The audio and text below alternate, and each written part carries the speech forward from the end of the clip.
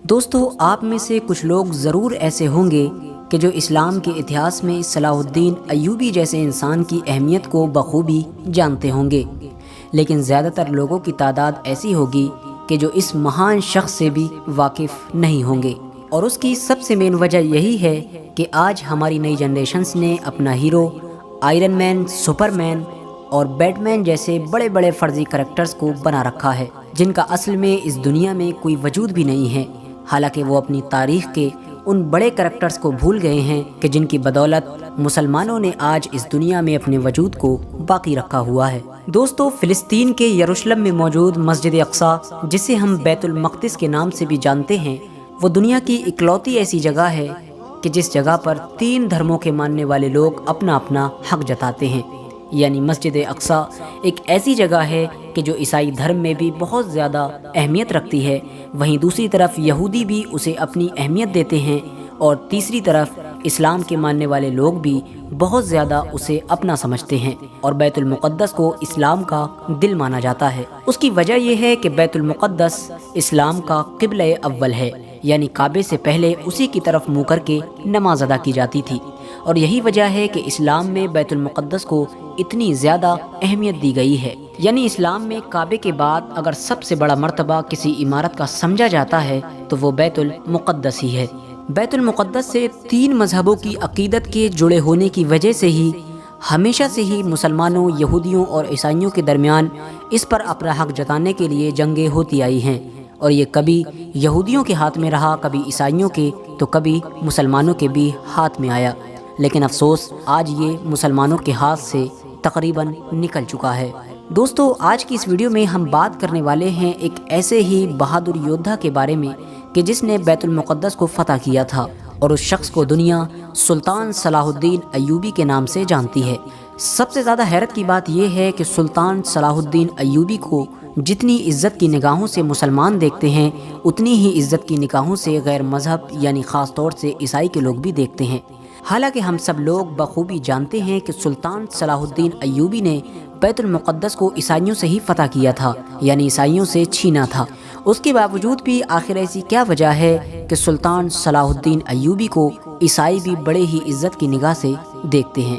تو چلیے آج کی اس ویڈیو میں ہم ان تمام باتوں پر بات کریں گے۔ ویڈیو کو شروع کرنے سے پہلے بس میری چھوٹی سی گزارش ہے کہ جو لوگ چینل پر نئے آئے ہیں تو چینل کو سبسکرائب کرتے ہوئے ساتھ ہی میں بیل آئیکن کو بھی دبا دیں، اور ہماری حوصلہ افزائی کے لیے ہماری ویڈیو کو ضرور لائک کیا کیجیے تاکہ اسی طرح کی ہسٹوریکل اور نالجبل ویڈیوز کا یہ سلسلہ ہم جاری رکھ سکیں۔ سلطان صلاح الدین ایوبی کی پیدائش 1138 عیسوی میں ہوئی۔ آپ کا پورا نام سلطان صلاح الدین یوسف بن ایوب تھا۔ آپ کی سلطنت کو ایوبی سلطنت کے نام سے جانا جاتا ہے۔ آپ کی سپہ سالاری میں آپ کی فوج نے بہت سارے علاقوں کو فتح کیا، اور سب سے خاص بات یہ ہے کہ سلطان صلاح الدین ایوبی کو اسلام میں اس لیے بھی زیادہ اہمیت دی جاتی ہے کیونکہ یہ وہ مجاہد تھے کہ جنہوں نے اسلام میں کعبے کے بعد سب سے زیادہ اہمیت دی جانے والی عمارت یعنی بیت المقدس کو ظالم عیسائیوں کے ہاتھ سے چھین کر فتح کر لیا تھا، اور اس پر مسلمانوں کی حکومت قائم کر دی تھی۔ عیسائیوں نے مسلمانوں سے جب بیت المقدس کو چھینا اور بیت المقدس پر فتح حاصل کی تو مسلمانوں پر ظلم و ستم کی حدیں پار کر دی۔ بیت المقدس کی کہانی شروع ہوتی ہے کافی لمبے وقت پہلے سے۔ حضرت عمر فاروق اعظم کے دور میں مسلمانوں نے بیت المقدس کو فتح کر لیا تھا، اور اس کے بعد تقریباً 3 صدیوں سے زیادہ مسلمانوں کے پاس ہی اس کی باغ ڈور رہی۔ لیکن پھر اس کے بعد دھیرے دھیرے مسلمان کمزور پڑنے لگے، مسلمان چھوٹے چھوٹے فرقوں میں بڑھ گئے، جس کا نتیجہ یہ ہوا کہ اس وقت کی مسلم سلطنت جو کہ سلجوق سلطنت تھی وہ کمزور پڑ گئی، اور دھیرے دھیرے فلسطین، سیریا جیسے علاقوں پر عیسائیوں نے قبضہ کرنا شروع کر دیا، اور آخرکار 1099 میں عیسائیوں نے مسلمانوں سے بیت المقدس کو بھی چھین لیا۔ مسلمانوں کے ہاتھوں سے جب بیت المقدس نکل گیا اور وہاں پر عیسائی ظالموں کی حکومت ہو گئی تو پوری اسلامی دنیا میں ماتم کی لہر چھا گئی، کیونکہ یقیناً بیت المقدس کو اسلام میں بہت زیادہ اہمیت حاصل تھی۔ اگر ہم دوسرے لفظوں میں کہیں تو بیت المقدس اسلام کا ایک دل ہے، لہٰذا اسی وجہ سے ہر بندہ پریشان تھا کہ اب کیا ہوگا۔ عیسائیوں نے فلسطین میں لاکھوں مسلمانوں کا خون بہایا، چھوٹے چھوٹے بچے، بوڑھوں، عورتوں، کسی کو بھی نہیں بخشا۔ یہاں تک کہ حالت ایسی ہو گئی کہ فلسطین کے پوری زمین پر مسلمانوں کا خون ہی خون نظر آ رہا تھا۔ اس کے بعد کئی مسلم حکمرانوں نے لگاتار بیت المقدس کو فتح کرنے کی کوشش کی، لیکن ہزاروں شہادتوں کے باوجود بھی ہر حکمران ناکام رہا اور بیت المقدس پر مسلمانوں کو فتح نصیب نہیں ہو پائی۔ آخرکار ہمیشہ کی طرح وقت نے پھر سے انگڑائی لی اور پیدائش ہوتی ہے ایک ایسے شخص کی جس کا نام تھا نور الدین زنگی۔ نور الدین زنگی نے اپنی زندگی کا یہ مقصد بنا لیا تھا کہ چاہے کچھ بھی ہو جائے مجھے بیت المقدس کو فتح کرنا ہے، اور ان کے پاس ایک ایسا ممبر بھی موجود تھا جو انہوں نے یہ خواہش کر کے ہی بنوایا تھا کہ جب میں بیت المقدس کو فتح کروں گا تو اس مسجد میں اس ممبر کو نصب کروں گا، لیکن افسوس خدا تعالیٰ کو کچھ اور ہی منظور تھا۔ نور الدین زنگی کی فوج میں ایک عام سپاہی تھا جس کا نام تھا صلاح الدین ایوبی۔ دھیرے دھیرے صلاح الدین ایوبی نے اپنی ہوشیاری اور بہادری کے دم پر نور الدین زنگی کی فوج میں اعلیٰ سے اعلیٰ منصب حاصل کرنا شروع کر دیے، اور ایک وقت ایسا آیا کہ صلاح الدین ایوبی مصر کے گورنر بنا دیے گئے۔ جب نور الدین زنگی کی وفات ہوئی تو کوئی بھی ایسا قابل شخص موجود نہیں تھا کہ جو ان کی جگہ پر تخت پر بیٹھ سکے، لہٰذا تمام لوگوں نے متفق ہو کر نور الدین زنگی کی پوری سلطنت صلاح الدین ایوبی کے ہاتھوں میں سونپ دی، اور لہٰذا صلاح الدین ایوبی کو بھی وہ موقع ملا جن کی اس کو ہمیشہ سے تمنا تھی، یعنی بیت المقدس کو فتح کرنے کا۔ سلطان صلاح الدین ایوبی نے مصر کے تخت پر بیٹھتے ہی اپنی زندگی کا ایک ہی مقصد بنا لیا تھا، اور وہ مقصد تھا بیت المقدس کو فتح کرنا۔ ان کے دماغ میں ہمیشہ یہی چیز چلتی رہتی تھی کہ کس طرح ہم اپنے آباء و اجداد کی اس چیز کو واپس لیں جو ہم سے چھین لی گئی ہے۔ اور سب سے بڑی حیرت کی بات یہ تھی کہ جس وقت سلطان صلاح الدین ایوبی کو تخت پر بٹھایا گیا ان کی عمر صرف 21 سے 22 سال تھی۔ اب آپ سوچ سکتے ہیں کہ ان کے اندر کتنی قابلیت موجود تھی۔ کہا جاتا ہے کہ جب صلاح الدین ایوبی مصر کے تخت پر بٹھائے گئے تو اس وقت مصر کے حالات بہت زیادہ خراب ہو چکے تھے۔ مسلمان چھوٹے چھوٹے گروپ میں بٹ چکے تھے، زناکاری اور شراب پینا بہت زیادہ عام ہو چکا تھا۔ اب سلطان صلاح الدین ایوبی کے سامنے بڑے بڑے چیلنجز تھے۔ انہیں جہاں ایک طرف بیت المقدس کو فتح کرنے کے لیے اپنے مشن کو آگے بڑھانا تھا، تو وہیں دوسری طرف شراب اور زنا جیسے بری بری چیزوں سے بھی اپنی سلطنت کو چھٹکارا دلانا تھا۔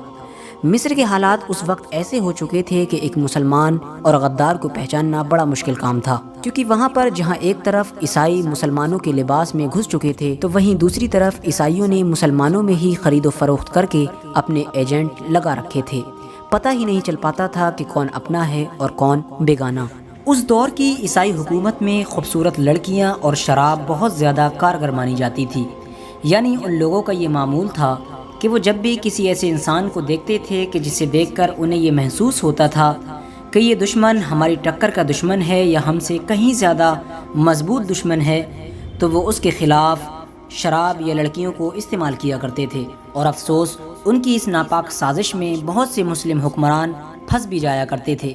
دوستو، جب صلاح الدین ایوبی نے بیت المقدس کو فتح کرنے کا ارادہ کیا تو ان کے اس ارادے کی خبر بھی مسلم غداروں کے ذریعے سے مصر سے فلسطین پہنچ گئی۔ لہٰذا بیت المقدس کی جب عیسائی حکومت کو یہ پتہ چلا کہ صلاح الدین ایوبی نامی ایک مضبوط سپہ سالار پھر سے ان کی زمین پر قبضہ کرنے کے لیے تیاری کر رہا ہے، تو ان لوگوں نے صلاح الدین ایوبی کے خلاف بھی وہی چال چلی جو وہ ہمیشہ سے چلتے آ رہے تھے، یعنی شراب اور لڑکیوں کا استعمال کرنا۔ مصر کی مسلمانوں کی حکومت کی فوج میں ہی ایک کمانڈر تھا جس کا نام تھا نازی۔ یہ دیکھنے میں تو بظاہر مسلمان تھا لیکن اندرونی طور پر پکا عیسائیوں کا ایجنٹ تھا۔ بیت المقدس کے عیسائیوں نے اس ایجنٹ کے ذریعے سے کئی بار یہ کوشش کی کہ صلاح الدین ایوبی کو شراب پلائی جائے، لہٰذا نازی نے اپنی طرف سے پوری کوشش کی کہ وہ صلاح الدین ایوبی کو شراب پلائے۔ کئی جگہ محفل میں اس نے پیشکش کی، لیکن صلاح الدین ایوبی نے اس کی اس چال کو اپنے سامنے ذرہ برابر بھی ٹکنے نہ دیا۔ صلاح الدین ایوبی نے کبھی بھی شراب کو پینا تو دور ہاتھ تک نہیں لگایا، لہٰذا نازی کو جب اس بات کا یقین ہو گیا کہ صلاح الدین ایوبی اس شراب کو کبھی ہاتھ نہیں لگائے گا تو پھر اس نے ناکام ہو کر اپنا دوسرا والا فارمولہ اپنایا، اور وہ دوسرا والا فارمولہ تھا لڑکی کا فارمولہ۔ لہٰذا اس نے ایک رات ایک بہت زیادہ خوبصورت لڑکی کو اپنے کام کے لیے راضی کر لیا۔ اس خوبصورت لڑکی کو راضی کرنے کے بعد وہ نازی جنرل جو عیسائیوں کا ایجنٹ تھا وہ حضرت سلطان صلاح الدین ایوبی کے پاس گیا اور اس نے سلطان سے کہا کہ سلطان، ایک لڑکی آئی ہے جو بہت دور سے سفر طے کر کے آئی ہے اور وہ آپ سے ملنا چاہتی ہے اور وہ بہت پریشان ہے۔ سلطان صلاح الدین ایوبی نے کہا اگر ایسی بات ہے تو بالکل اس لڑکی کو جلد از جلد اندر بلا لیا جائے، لیکن ظاہر ہے کہ نازی کے ارادے تو کچھ اور ہی تھے۔ نازی نے سلطان صلاح الدین ایوبی سے کہا کہ وہ لڑکی اس بات کی بھی ضد کر رہی ہے کہ وہ آپ سے اکیلے میں ملنا چاہتی ہے۔ یہ سن کر سلطان صلاح الدین ایوبی کے چہرے پر مسکراہٹ آ گئی، کیونکہ آپ سمجھ چکے تھے کہ یہ نازی جو اندرونی طور پر عیسائیوں کا ایجنٹ ہے یہ آپ کو کس جال میں پھنسانا چاہتا ہے۔ لہٰذا سلطان صلاح الدین ایوبی نے فرمایا اگر ایسی بات ہے تو ٹھیک ہے، میں اپنے خیمے میں جا رہا ہوں اور اسے اس خیمے میں بھیج دیا جائے۔ سلطان صلاح الدین ایوبی کی اجازت ملنے کے بعد اس غدار کمانڈر نے اس لڑکی کو یہ مشورہ دیا کہ تمہیں جا کر سلطان صلاح الدین ایوبی کے ساتھ غلط حرکتیں کرنا ہیں اور ان کو اپنی طرف مائل کرنے کی پوری کوشش کرنا ہے، اور ساتھ ہی اس سے یہ وعدہ کیا گیا کہ اگر تو سلطان صلاح الدین ایوبی کو ایک گلاس بھی شراب پینے کے لیے راضی کر لے گی تو تجھے وہ سب کچھ دیا جائے گا جو تیری مرضی ہوگی۔ لہٰذا اس ارادے کے ساتھ وہ لڑکی سلطان صلاح الدین ایوبی کے خیمے کی طرف روانہ ہوئی، لیکن جیسے ہی وہ لڑکی سلطان صلاح الدین ایوبی کے خیمے میں داخل ہوئی تو فوراً سلطان صلاح الدین ایوبی نے اپنے کندھوں سے چادر اتار کر اس لڑکی کو وہ چادر دے دی اور اس سے یہ کہا کہ اس چادر سے اپنے بدن کو ڈھک لو۔ یہ سنتے ہی وہ لڑکی اپنے اوپر بہت شرمندہ ہوئی۔ اس کے بعد سلطان صلاح الدین ایوبی نے بڑے ہی محبت کے ساتھ اس لڑکی سے یہ سوال پوچھا کہ اے لڑکی، تمہارے ماں باپ کون ہیں؟ یہ سن کر وہ لڑکی خاموش ہو گئی، کیونکہ ظاہر ہے کہ اسے یہ خبر نہیں تھی کہ اس کے ماں باپ کون ہیں، کیونکہ اس وقت عیسائی حکومت کے لوگ یتیم بچوں کو قیدی بنا لیا کرتے تھے اور ان میں سے جو بھی خوبصورت لڑکیاں ہوا کرتی تھیں ان کی بچپن سے ہی اسی کام کے لیے پرورش کیا کرتے تھے۔ اس کے بعد وہ لڑکی سسک سسک کر رونے لگی اور حضرت سلطان صلاح الدین ایوبی سے کہنے لگی کہ ان لوگوں نے مجھے آپ کے ساتھ غلط کام کرنے کے لیے بھیجا تھا۔ یہ سن کر سلطان صلاح الدین ایوبی کے چہرے پر مسکراہٹ آئی اور آپ نے اس لڑکی سے فرمایا جاؤ اور اپنے سرداروں سے کہنا کہ تم نے مجھے جو کام سونپا تھا میں نے وہ کام کر دیا ہے۔ اس لڑکی نے جا کر اپنے سرداروں سے یہی کہا اور اس لڑکی کی یہ بات سن کر تمام عیسائی لوگ خوش ہو گئے۔ انہیں یہ لگا کہ شاید وہ اپنے مشن میں کامیاب ہو گئے۔ اگلی صبح ہوتے ہی نازی کمانڈر یعنی جو عیسائیوں کا آدمی تھا اور مسلمانوں کی فوج میں رہا کرتا تھا اس نے یہ غدر مچانا شروع کر دیا کہ دیکھو ہمارا سلطان تو ایک شرابی ہے، ہمارا سلطان تو ایک زناکار ہے۔ تمام لوگ اس سے بڑی حیرت میں پڑ گئے اور لوگوں کے درمیان پھوٹ پڑنا شروع ہو گئی۔ جب سلطان صلاح الدین ایوبی اپنے خیمے سے باہر آئے تو انہوں نے دیکھا کہ پورے محل میں ان کے بارے میں یہی باتیں گردش کر رہی ہیں۔ سلطان صلاح الدین ایوبی نے فوراً فرمایا کہ تم لوگ مجھ پر اتنی بڑی بڑی تہمت لگا رہے ہو، کم سے کم ایک بار اس لڑکی سے تو پوچھو جس کے بارے میں نازی کمانڈر دعویٰ کر رہا ہے۔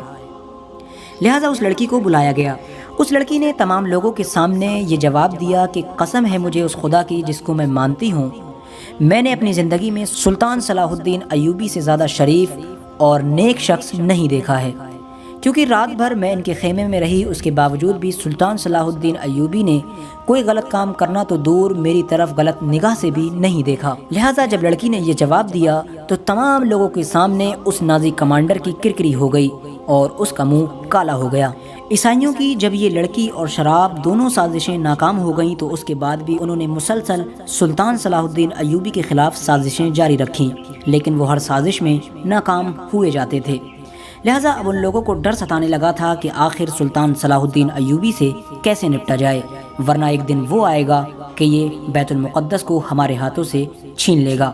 آخرکار جب سلطان صلاح الدین ایوبی نے مصر کی تمام مصیبتوں سے چھٹکارا پا لیا اور مصر میں اپنی سلطنت کو بہت زیادہ مضبوط کر دیا تو پھر انہوں نے بیت المقدس کے راستے پر روانہ ہونے کا ارادہ کیا۔ بالآخر سلطان صلاح الدین ایوبی اپنی فوج کے ساتھ بیت المقدس کو فتح کرنے کے لیے مصر سے نکل پڑے۔ سلطان صلاح الدین ایوبی اور ان کی فوج کے لوگوں میں جہاد کا جذبہ کوٹ کوٹ کر بھرا ہوا تھا اور ان لوگوں کی زندگی کا صرف ایک ہی مقصد تھا، بیت المقدس کی فتح۔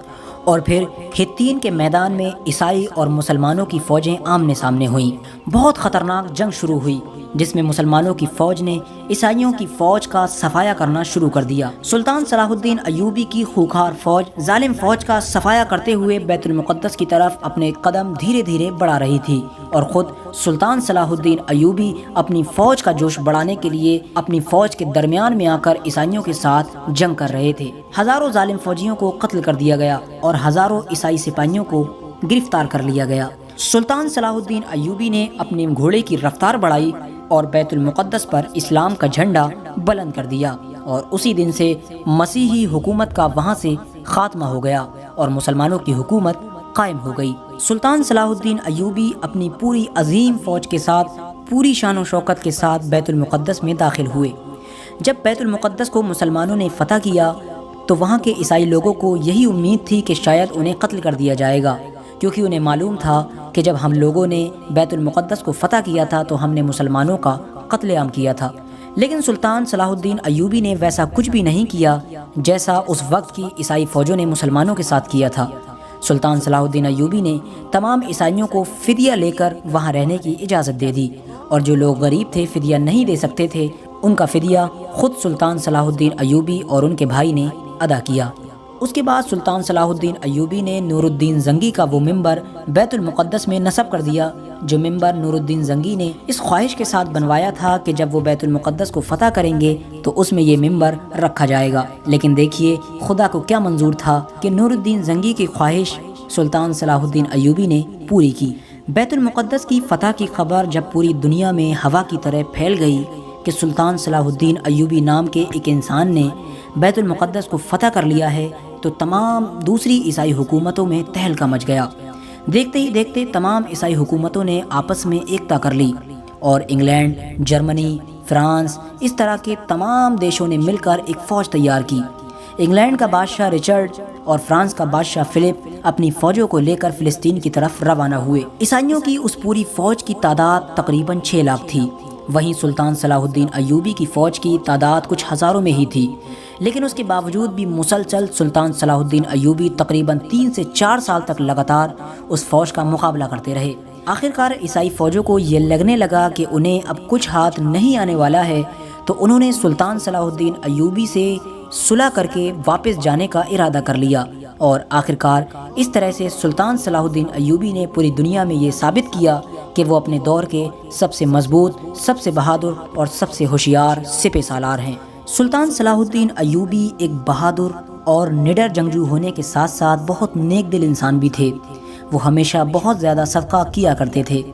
ہر غریب انسان کو وہ اپنے سینے سے لگایا کرتے تھے اور اس سے محبت سے باتیں کیا کرتے تھے۔